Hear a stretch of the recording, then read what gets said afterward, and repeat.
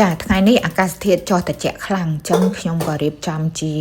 អាហារដែលរបៀបលក្ខណៈជាស៊ុបដើម្បីឲ្យកូនចៅគាត់ញ៉ាំព្រោះឃើញគាត់រៀង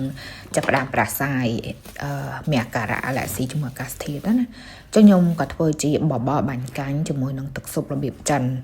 នេះដំបូងខាងចុងភៅគឺគាត់លាងគ្រឿងក្នុងដែលមានបេះដូងមានសួតមានថ្លាមជាមួយនឹង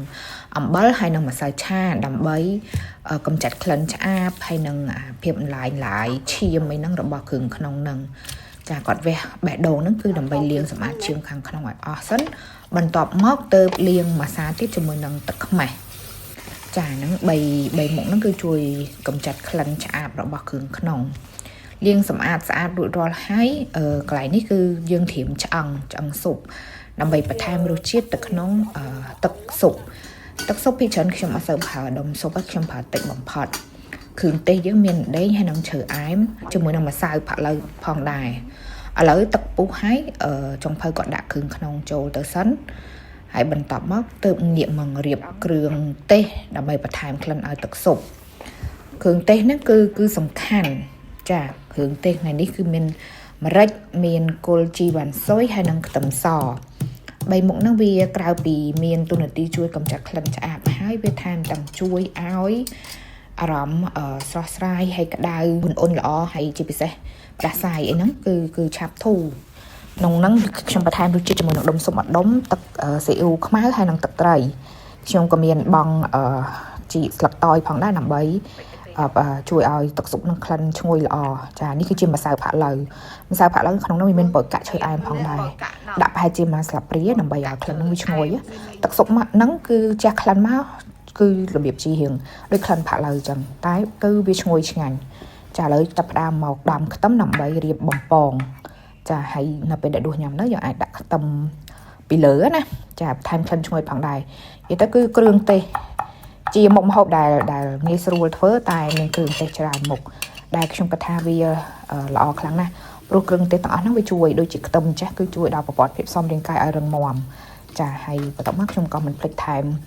ម្ទេសឆាហើយបន្ថែមគ្រឿងបន្តិចបន្តួចដូចជាអំបិលប្រេងខ្យងចូលទៅក្នុងម្ទេសឆាហ្នឹងផងដែរព្រោះកូនចៅក៏ចូលចិត្តញ៉ាំម្ទេសឆាដែរឥឡូវចាប់ផ្ដើមមកភ្លក្សរសជាតិទឹកស៊ុបសិនក្រោយពេលរងាស់បានកន្លះម៉ោងហើយគឺគាត់ស្វងជាថ្លើមចេញដើម្បីកុំឲ្យថ្លើមវារឹងណាហើយបន្ទាប់មកទឹកចាប់ផ្ដើមកាត់ឈាមដាក់ចូលទៅក្នុងទឹកស៊ុបចា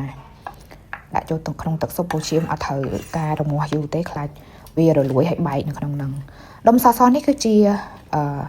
ដៅគួរបំពងដែលខ្ញុំទិញស្រាប់ពីផ្សារមកចាដាក់ចូលទៅតែម្ដងព្រោះអានេះគឺជាបាញ់កាញ់យើងទិញមកយើងដើម្បីកាត់ជាបាញ់កាញ់ស្រស់យកមកកាត់បន្ថែមទៀតបាញ់កាញ់នេះនៅពេលដែលកាត់រួចរាល់ហើយទើបយើងត្រូវបង់ដាក់ចូលអានេះគឺជាម្សៅអង្ករខ្សាយដែលយើងលាយទឹកទុកបន្ថែមទៅក្នុងទឹកបាញ់កាញ់តាមក្រោយនៅពេលដែលទឹកពុះហើយខ្ញុំចុងភៅគាត់ចាប់ផ្ដើមបង់បាញ់កាញ់ខ្ញុំថ្ងៃនេះមាន2មានស្ងួតហើយនិងស្រស់ចាបាញ់កាញ់ឆ្អិនទើបយើងចាក់ម្សៅមីនឹងចូលចានៅពេលដែលគ្រឿងក្នុងចាប់ផ្ដើមត្រជាក់អីចាប់ដើមហាន់ក្នុងហ្នឹងក៏មានបន្ថែមប្រូតេអ៊ីនដោយពងទាស្ងោរដែរនិយាយទៅដោយសារតែមានម្រេចណាតើអញ្ចឹងគឺផ្ដាសាយល្មមអីគឺអត់ចាំបាច់ត្រូវញ៉ាំថ្នាំក៏អាចជាដែរចំពោះខ្ញុំអាហារគឺមានសារៈសំខាន់ខ្លាំងណាស់គឺខ្ញុំមានជំនឿថាជំងឺខ្លះកាត់ឡើងដោយសារតែរាងកាយយើងចុះខ្សោយហើយបើសិនជាចង់ឲ្យរាងកាយរឹងមាំគឺជ្រើសរើសញ៉ាំអាហារដែល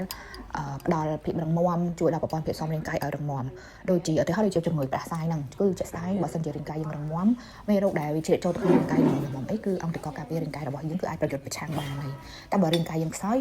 គឺវាងាយនឹងធ្វើឲ្យយើង